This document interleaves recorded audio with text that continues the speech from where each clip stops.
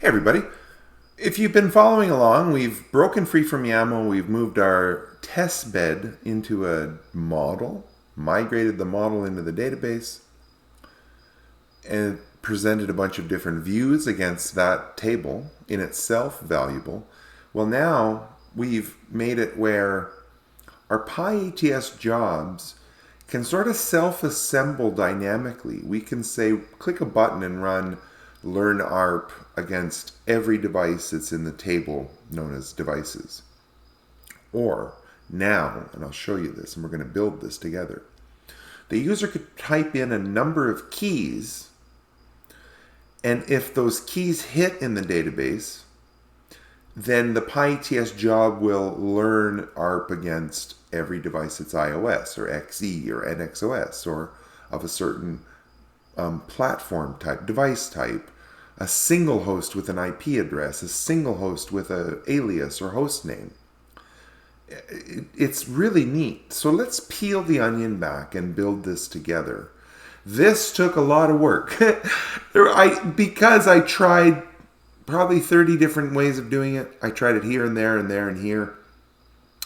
And I settled on what dawned on me was I was originally trying to make buttons, and it was going to be like button sprawl, and it would have been a big menu, a grid of buttons, and I didn't like the idea to begin with. I already have a search engine, and the search engine works. Why don't I take the components of the search engine and how I construct search and do the same thing, except instead of constructing the search, what we want to construct is the pyATS job scope target. With that in mind, one thing I haven't done is scale, and I hope to get into that tonight, and we'll talk about that at the end of the video. But here's what I've been able to test and get working so far. Let's take a look at two working examples, and then we'll build another example together. All right, I'm going to move to main. I'm going to put on the magnifying glass for everybody. And let's move into the code. Actually, let me show you the example here. We talked about that first. All right, so we go to our local on-demand center, and now we have this new filter device or filter device on ACLs.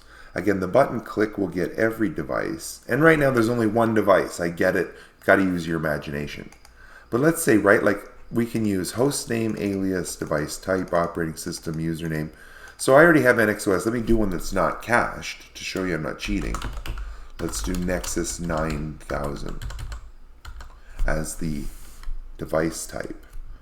Okay, so I'm going to press enter, and let's get the Ubuntu up. And it's running the job, and it's going to connect to the device. Like it all works. And that's all, right? We did all there.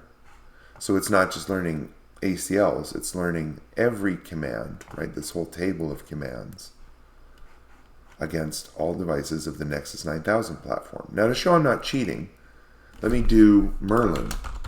Merlin should not hit. It's not a host name, alias. It's none of these fields. And I want to prove to you that it really is dynamic under the hood. And then this is just going to gracefully fail. It's empty. Did something go wrong? Yeah, you didn't match any fields. All right, so with that all in mind, let's do ARP together. And again, well, there's some moving parts here. It's not that complicated though. So we're going to move into, I've made a new folder here. So from our main Merlin views, we always start with views. After our models and our models are done, URLs into the views, I'm just calling into on-demand now. I've decided to tuck on-demand into its own folder with its own set of views and URLs. So the URLs in here are the buttons, and they all work, and we're not going to focus on the buttons. And now these two new paths to the filter results. All right, so let's make, right, step one, let's make a new path into learn ARP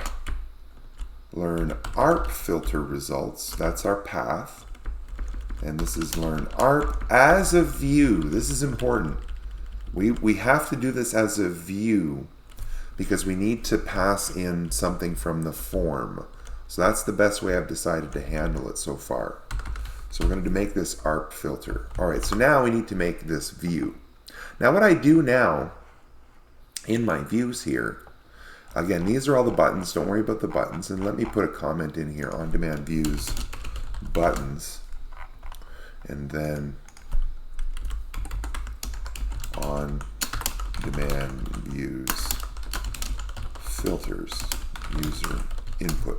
Okay, so I'm going to make a new class with a function in it, and the template's always the same, and most of it is the same, to be honest with you. So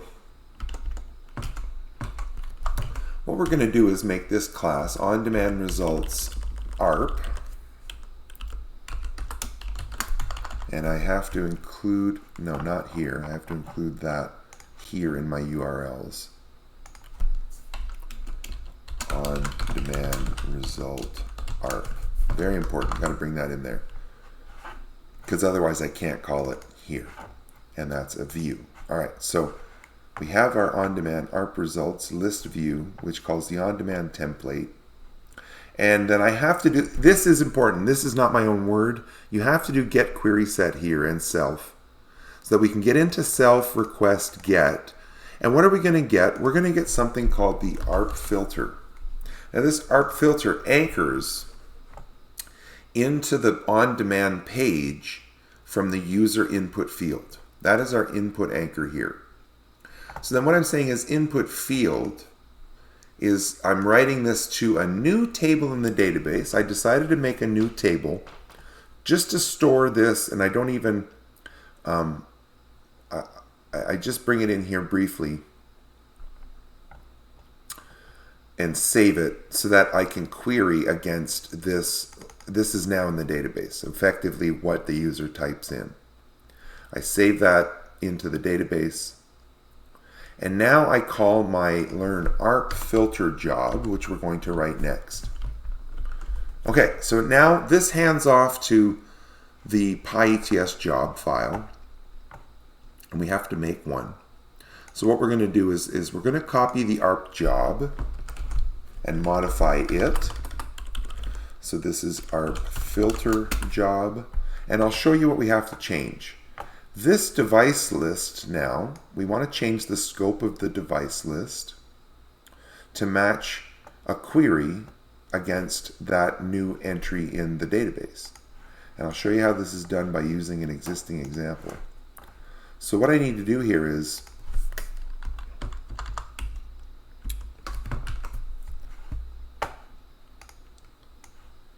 and I'm going to replace that. So what I'm using is, and I have to bring in a few things into this. Yeah, this is not quite ready yet. I need to bring over some things, and I need Q, and I need the dynamic job output.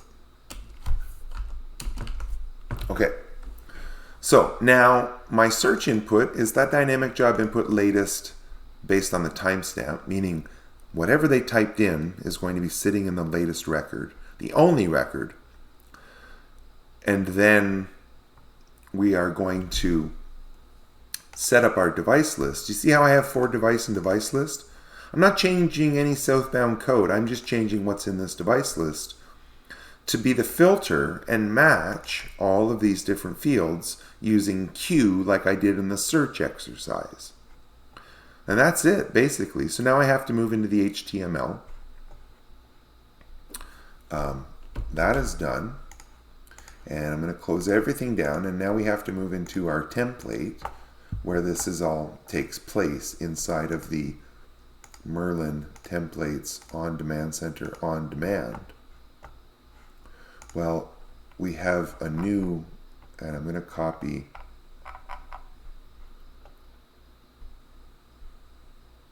We're going to copy an existing button here, a form I should say, and paste it in. So this is learn ARP.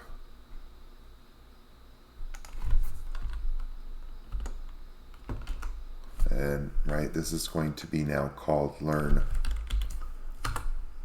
ARP filter, learn ARP filter, ARP filter. Now remember, this is inside of the logic. That's our link here.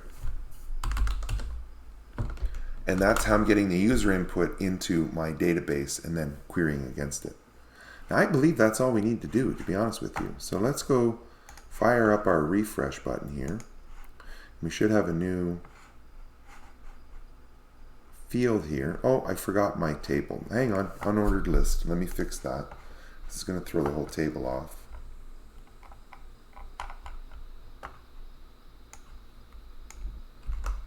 And that unordered list goes after the ARP filter. Let's refresh it again. Just to let the users know, right, what they can type here. Okay, wonderful. So now let's try the IP address. I have not tried the IP address on any of the other ones. So let me just go into the admin panel and grab that IP address. I just want to check. Yeah, that's filling up. I need to delete that. All right, I'm just checking something else. I've missed a little step I'm going to clean up on my own. Anyway, let's get the IP address. And let's try it against the ARP table.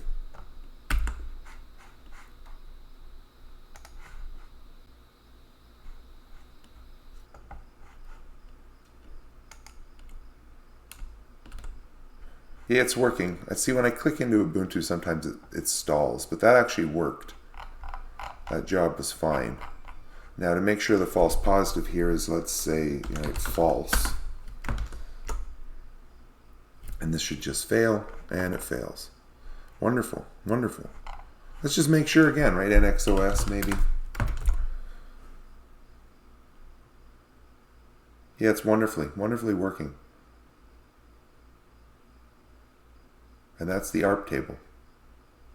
Okay, so that is what I'm going to do for the rest of those buttons. Is not buttons, but you know what I mean, commands. And I go through serially and add a new field for a box and repeat what you just saw for all of them.